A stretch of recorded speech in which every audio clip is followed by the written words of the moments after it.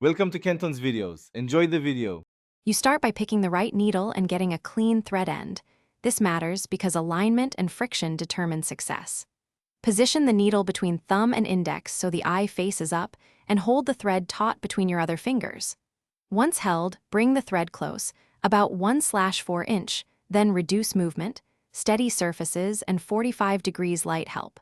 You'll feel the small tug when the thread slips through, so move slowly and adjust angle until you feel that subtle catch. You now choose a method. A small tool, a folded stiffened end, or tweezers, each reduces wobble and increases precision. If folding, press the tip flat to create a small point. If using a tool, thread it first and guide it through the needle eye. Make steady, microscopic forward motions rather than big pushes because micro adjustments prevent bending. Once the thread enters, pull an inch through, check tension, and smooth any frays. This prevents You finish by pulling enough thread through, 2 to 3 inches, so you can tie a knot or prepare a secure backstitch. This keeps the thread from slipping out mid-sew.